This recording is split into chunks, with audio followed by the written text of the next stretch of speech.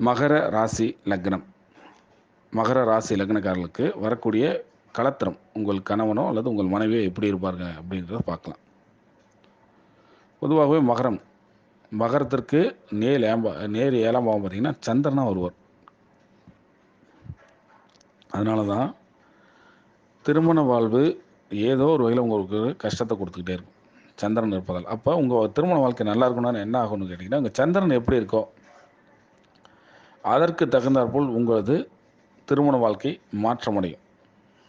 திருமணம் வந்து மாற்றம்னு சொல்ல பார்த்தீங்களா, ஒன்று மாற்றமாக இருக்கும், இல்லைன்னா திருமண வாழ்வு உங்களுக்கு ஒரு ஏமாற்றமாக இருக்கும்.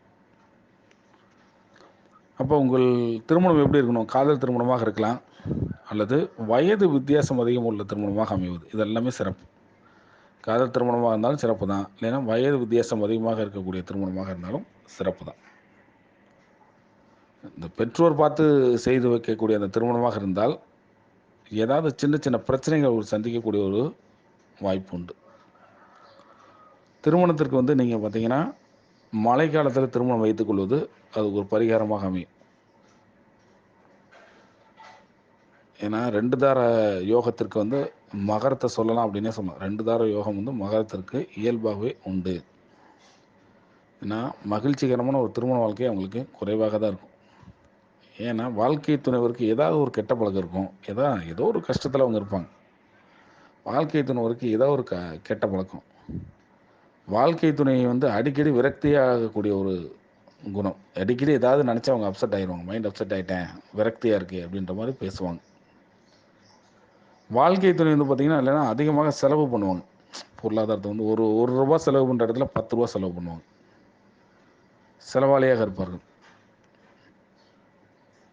இருவரின் சண்டைக்கு காரணமே பார்த்திங்கன்னா அவங்கவுங்க குலப்பெருமை பேசிக்கிறது, குடும்ப பெருமை பேசுறது. குலப்பெருமை குடும்ப பெருமை பேசிக்கிட்டாங்க அப்படின்னா அதனாலே உங்களுக்கு சண்டை வரும். வாழ்க்கை துணைக்கு ஏதேனும் ஒரு வகையில் ஒரு வருமானம் வந்து கொண்டே இருக்கும்.